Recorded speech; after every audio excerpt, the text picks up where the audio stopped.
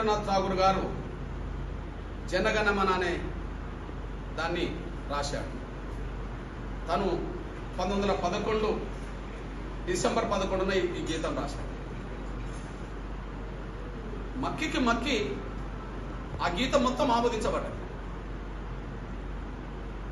జనగణమన అనే గీతం పెద్దలు రవీంద్రనాథ్ ఠాగూర్ రాస్తే మక్కికి మక్కి దాన్ని ఆమోదించారు. రాజ్యాంగం ఆమోదించింది. ఇప్పుడు అది దేశ ప్రజలందరూ 100 సంవత్సరాలకు పైగా అదే జాతీయ గీతాన్ని గుండెలో పెట్టుకొని స్వాతంత్ర దినోత్సవ వేడుకల సందర్భంగా, గణతంత్ర దినోత్సవ వేడుకల సందర్భంగా ఘనంగా మనం పాడుకుంటున్నాం. అంటే 1911లో రాసినప్పుడు ఏ సందేశం, ఏ స్ఫూర్తి అయితే ఉన్నదో ఆ ఉన్న సందేశం, ఉన్న స్ఫూర్తికి అనుగుణంగానే ఇప్పటికీ ఆ పాట ఉన్నది. కానీ అందశ్రీ గారు రాసిన పాట ఆ రోజు తెలంగాణ సమాజాన్ని నిద్రలేపింది, యుద్ధంలో ముందుకు తీసుకొచ్చింది. అందశ్రీ గారు రాసిన జయ జయ తెలంగాణ అనే పాట అన్ని పాటలకు విలువ ఉన్నది. తెలంగాణ రాష్ట్ర ఏర్పాటు ఉద్యమంలో వచ్చిన ప్రతి పాట విలువైన పాటే. కానీ ఆ పాటల్లోకి వెళ్ళి అత్యున్నత స్థాయి తెలంగాణ గీతంగా ప్రకటించాల్సిన స్థాయి ఉన్న పాట ఏదనంటే జయ జయ తెలంగాణ కేసీఆర్ అంగీకరించాడు. మరి అట్లాంటి జయ జయ తెలంగాణ గీతాన్ని కేసీఆర్ ఆమోదించకపోవడం ఒక తప్పు అవుతే, దాంట్లో సారం లేకుండా, సందేశం లేకుండా, స్ఫూర్తి లేకుండా చేసి ఆమోదించడం అనేది నైతికంగా తెలంగాణ ఈ అందశ్రీ రాసిన గీతాన్ని చంపేశాడు. వాస్తవానికి నిన్న మా సోదరులు అందశ్రీ గారు ఈ తెలంగాణ గీతంగా ప్రకటించి ఆయనకు సన్మానం చేస్తే భావోద్రేగానికి గురై కళ్ళనీళ్ళు తీసుకున్నాడు. భావోద్రేగానికి గురై కళ్ళనీళ్ళు తీసుకోవాల్సింది కాదు అందశ్రీ.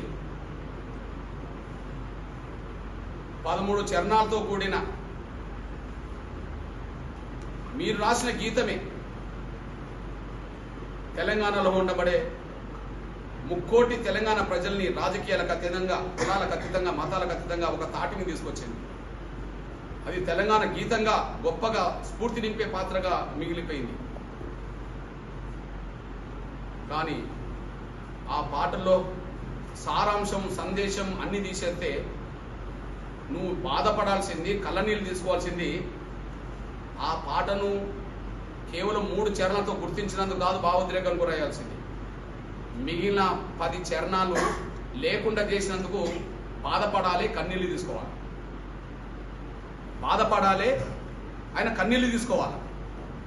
కాబట్టి ఆ 13లో 3 గుర్తించిన చాలనే పద్ధతిలో, ఆ 13లో 3 గుర్తించిన చాలనే పద్ధతిలో ఆయన భావోద్రేకానికి గురవుతే అది అందశ్రీ గారిలో పెరిగిన భావ దారిద్ర్యానికి అదొక నిదర్శనంగా మేము భావిస్తున్నాం. 12 చరణాలుంటే ఆ 12లో 3 మాత్రమే మిగిలినాయి, మిగిలిన 9 లేకుండా పోయినాయి. అందుకు భావోద్రేకానికి గురి కావాల్సిన సందర్భం కాదు, బాధపడాల్సిన సందర్భం అనే విషయం కూడా మీ దృష్టికి తీసుకొస్తున్నాం. ఇకపోతే పాటల్లో ఉండబడే విషయం 2-3 చెప్తున్నాను.